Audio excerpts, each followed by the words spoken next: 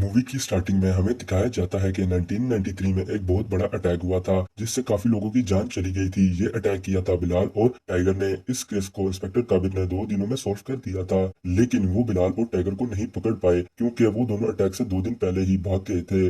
बिलाल पाकिस्तान उमर हफीज के पास चला गया था और टाइगर फौरन चला गया था। मूवी में हमें दिखाया जाता है कि उमर हफीज लश्कर का चीफ होता है। फिर बिलाल 40 स्लीपिंग सेल्स को इंडिया भेजने के लिए तैयार करता है। स्लीपिंग सेल वो होते हैं जो सादा लाइफ स्पेंड करते हैं जब तक उन्हें ऊपर से कोई ऑर्डर ना आए टेररिस्ट एक्टिविटी के लिए। और इन सब का लीडर होता है रियाज हफीज, जो कि उमर हफीज का बेटा होता है।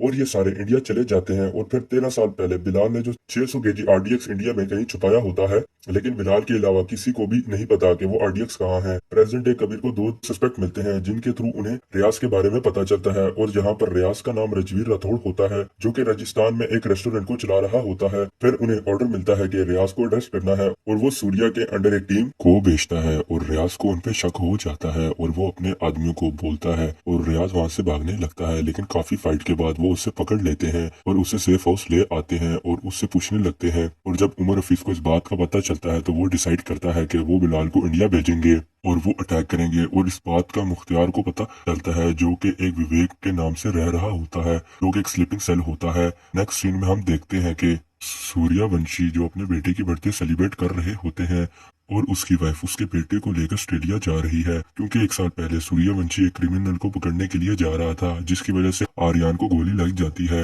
और वो मरते मरते बचा था और इसी वजह से इनके दरमियान दूरियां बढ़ गई थी। नेक्स्ट सीन में हम देखते हैं कि दिल्ली से स्पेशल ब्रांच के लोग उन्हें बताते हैं कि वो इंडिया में और स्लीपिंग सेल को नहीं भेज सकते, तो इसलिए इंडिया में जितने भी स्लीपिंग सेल्स हैं उनको एक्टिव करेंगे और एक अटैक प्लान करेंगे। और कहता है कि इंटेलिजेंस के मुताबिक वो अटैक मुंबई में होने वाला है। फिर सूर्यवंशी कहता है कि उसे उस्मानी पे शक है क्योंकि उसी की वजह से काफी नौजवान टेररिस्ट बन चुके हैं और ऐसा हो सकता है कि वो भी इन चीजों में शामिल हो। और इसे वारंट मिल जाता है कि वो उस्मानी को बुलाकर उससे पूछे। नेक्स्ट सीन उस्मानी सूर्यवंशी की हर बात का टेढ़ा जवाब देता है और वो वहां से चला जाता है। फिर हम देखते हैं कि बिलाल गोवा आ गया है और उस्मानी के एक आदमी एक ड्राइवर के पास आता है और उसे बताता है कि बिलाल अजय गुप्ता के नाम से आएगा और उससे उसको लेकर होटल में जाना है और उसको इस काम के 5 लाख मिलेंगे। इस काम के लिए वो तैयार हो जाता है और वो अपनी गर्लफ्रेंड के साथ बिलाल को लेने एयरपोर्ट आता है और बिलाल को होटल में जाके छोड़ देता है। नेक्स्ट सीन में हम बिलाल को उसके घर में देखते हैं जहां उसके साथ उस्मानी मुख्तियार होते हैं और वो जमीन को खोदते हैं तो 600 केजी आरडीएक्स उसके अंदर होता है और उस्मानी सारा आरडीएक्स ट्रक में रखवा कर मुख्तियार को बोलता है कि वो मुंबई में लेकर जाके कहीं छुपा दे। और उस्मानी का प्लान होता है कि वो बिलाल को इंडिया से बाहर कल ही भेज देगा, लेकिन बिलाल कहता है कि उसकी मदर की ग्रेव मुंबई में है तो वो वहाँ जाना चाहता है,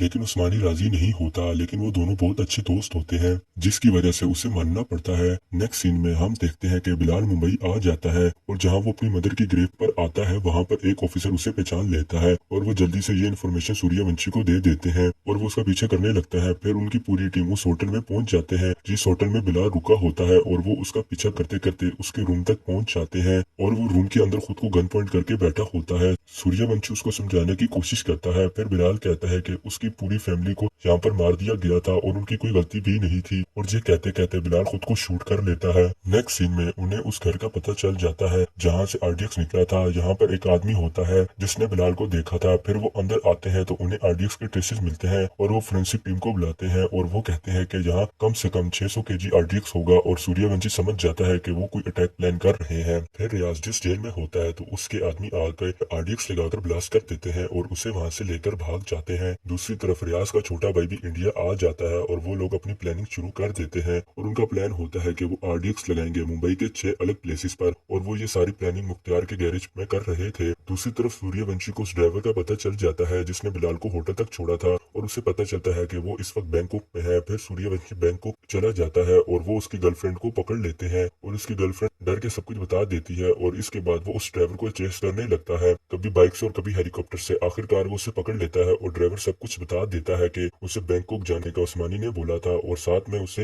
रियाज और मुख्तियार को भी देखा था। जब उसको उस्मानी के अगेंस्ट प्रूफ मिल जाता है तो सूर्यवंशी इंडिया चला आता है उस्मानी को पकड़ने के लिए, लेकिन उस्मानी उसे कहता है कि बाहर उसे बचाने के लिए काफी लोग हैं और वो मुझे तुम्हारे साथ कभी भी जाने नहीं देंगे। और ऐसा ही होता है, कोई भी उस्मानी को लेकर जाने नहीं दे रहा होता। फिर सूर्यवंशी उनको बताता है कि हम कभी रिलीजन देखकर काम नहीं करते। उस्मानी टेररिस्ट है और वो सबको मना लेता है और वो उसको लेकर जाने पर राजी हो जाते हैं और वो उसको सेफ हाउस लेकर जाते हैं और वो उसको बहुत मारते हैं, लेकिन उस्मानी कुछ भी नहीं बोलता। फिर सूर्यवंशी उस्मानी की फैमिली को भी वहां लेकर आता है और उनके बजाय वो टेबल पे मारने लगता है और उस्मानी को ऐसा लगता है कि वो उसकी फैमिली को मार रहे हैं और उस्मानी उनको सब कुछ बताने के लिए राजी हो जाता है। फिर वो उनको एक जगह लेकर जाता है जहाँ बाकी सारे ऑफिसर्स नीचे रुकते हैं और एक ऑफिसर उसके साथ जाता है। दरअसल उस्मानी का प्लान था, उस घर में पहले से ही आरडीएक्स लगा हुआ था और वो आरडीएक्स ब्लास्ट हो जाता है, जिसकी वजह से उस्मानी, वो ऑफिसर और उस्मानी का एक साथी सारे ब्लास्ट हो जाते हैं। उस वक्त सूर्यवंशी उनके साथ नहीं होता क्योंकि वो अपनी वाइफ के साथ एम्बेसी गया हुआ था कुछ पेपर्स पे साइन करने, ताकि उसकी वाइफ अरियान को अपने साथ ऑस्ट्रेलिया लेकर जा सके। और वो दोनों हॉस्पिटल आ जाते हैं और उस ऑफिसर की डेथ हो जाती है। फिर उसकी वाइफ, सूर्यवंशी की वाइफ, रिया को समझाने लगती है।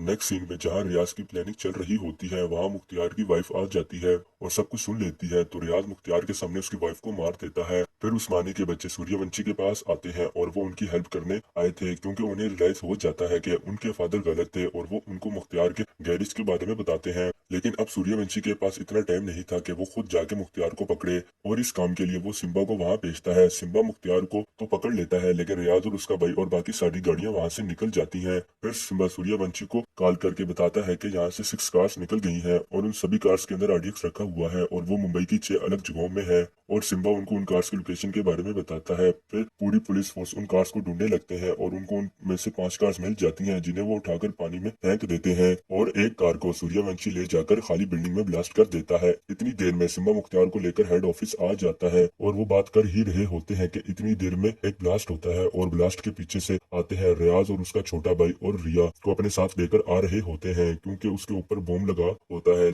लेकिन वो कुछ भी नहीं कर सकते थे क्योंकि उसका ट्रिगर रियाज के पास होता है। नेक्स्ट सीन में हम देखते हैं कि रियाज ने उन सबको होस्टेज बना लिया है। फिर वहाँ सिंघम आता है अपनी टीम के साथ जो उनके लोगों को मारना शुरू कर देता है। फायरिंग की बात सुनते ही मुख्तियार बॉम्ब एक्टिवेट कर देता है और उस बॉम्ब का टाइमर ऑन हो जाता है और अंदर से फाइट शुरू हो जाती है। फिर सूर्यवंशी और सिंघम मिलकर रिया से बॉम्ब उतार लेते हैं और उसे बचा लेते हैं। फिर वो मुख्तियार, रियाज और उसके भाई का पीछा करने लगता है और फिर सिंघम उनको मारने लगता है और उन्हें बाहर ले आता है और फिर ये तीनों पुलिस ऑफिसर उन्हें मार देते हैं।